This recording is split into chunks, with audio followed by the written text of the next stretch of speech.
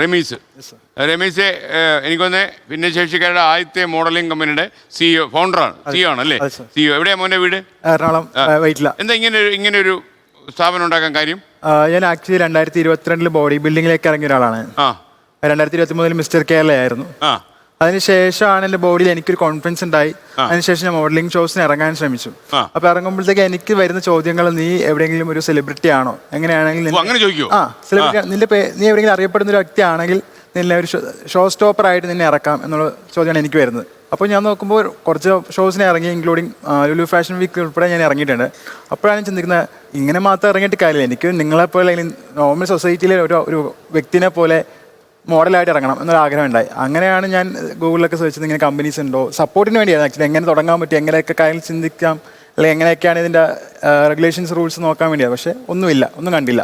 അങ്ങനെയാണ് ഞാനും എൻ്റെ ഒരു സുഹൃത്ത് ഇവിടെ ഉണ്ട്, ലാലും കൂടെ ചേർന്നിട്ടാണ് ദ മെർബെല്ലാസ് എന്ന് പറഞ്ഞ ബ്രാൻഡ്, ദ മെർബെല്ലാസ് ബ്രാൻഡ് സ്റ്റാർട്ട് ചെയ്യുന്നത്. എന്താ കമ്പനി ലക്ഷ്യം വെക്കുന്നത്? ഡിസേബിൾഡ് ആൾക്കാരുടെ ഒക്കെ കുറച്ചുകൂടെ ഓപ്പർച്യൂണിറ്റീസ് കൊണ്ടുവരും, അവർക്ക് ബ്രാൻഡിലെ ഷൂട്ട്സ്, ശേഷിക്കാർക്ക് അവസരം ഉണ്ടാക്കുക. എത്ര കൊല്ലമായി വർക്ക് ചെയ്യുന്നു? ഞാൻ 2 കൊല്ലം. എങ്ങനെയുണ്ട് 2 കൊല്ലമായിട്ട്? കുഴപ്പമില്ല, സപ്പോർട്ട് കിട്ടി വരുന്നു. സ്ട്രഗിൾ ചെയ്യുന്നുണ്ട്? ഉണ്ട്, തീർച്ചയായിട്ടും. ഓക്കെ. അപ്പൊ എന്താ നിങ്ങളുടെ ഒരു ഡ്രീം, എന്താണ് ലക്ഷ്യം? എന്റെ മെയിൻ ഡ്രീം എന്ന് വെച്ചാൽ ഡിസേബിൾഡ് സെക്ടറിലുള്ളവരെ ഈക്വൽ ആയിട്ട് കാണുക എന്നുള്ളത് തന്നെയാണ്. സമൂഹത്തിന്റെ ഒരു കാരുണ്യം ഉണ്ടോ ഇങ്ങനെയുള്ള ആളുകളോട്? ഇല്ല, വളരെ കുറവാണ്. ഇക്കഴിഞ്ഞ ഓഗസ്റ്റ് 15 നമ്മുടെ ശാസ്ത്രമുകളിലുള്ളൊരു കോറിയുടെ വെള്ളത്തില് അണ്ടർ വാട്ടർ സ്കൂബ വഴി ഇന്ത്യയുടെ flag host first disable person ഞാൻ. അങ്ങനെ 3 റെക്കോർഡ്സ് ഉണ്ട്, നാഷണൽ ബുക്ക് ഓഫ് റെക്കോർഡ്സ് ഉണ്ട്. ഇതൊന്നും ആരും എവിടെ അറിയപ്പെടുന്നില്ല. ഇതിപ്പോ ഒരു നോർമൽ പേഴ്സൺ ആണ് ചെയ്യുന്നതെങ്കിൽ എല്ലാവരും അറിയും, അല്ലെങ്കിൽ 1-2 വേദികളിലെങ്കിൽ അവർക്ക് അവസരങ്ങൾ കിട്ടും. പക്ഷെ എന്നെപ്പോലെ ഒരാൾ ചെയ്യുന്നതിന് ആരും അറിയപ്പെടുന്നില്ല. ആക്ച്വലി എനിക്ക് ഡിസേബിൾ എന്ന കാറ്റഗറിയിൽ അറിയപ്പെടാൻ ഞാൻ ഒരിക്കലും ആഗ്രഹിക്കുന്നില്ല. ഞങ്ങളുള്ള ആരും ആഗ്രഹിക്കുന്നില്ല.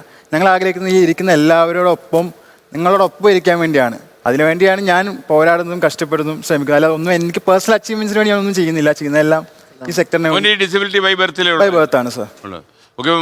ഫൈറ്റ് ചെയ്ത് ഒരുപാട് കയറി കഴിഞ്ഞു. നമ്മുടെ സിസ്റ്റം കമ്പനി റമീസിന്റെ കമ്പനി നന്നായി വരട്ടെ. Thank you sir. ഇനിയിപ്പോൾ റമീസ് എവിടെങ്കിലും പോയി റെക്കോർഡ് ഇടുവാണെങ്കിൽ എന്റെ ഫോൺ നമ്പർ വാങ്ങിച്ചു ഒന്ന് വിളിച്ചു പറയണം. നമുക്ക് 24 കാണിക്കാം. നമ്മൾ അത് ആരും കാണിച്ചില്ല എന്നൊന്നും വരാൻ പാടില്ല. ഓക്കെ.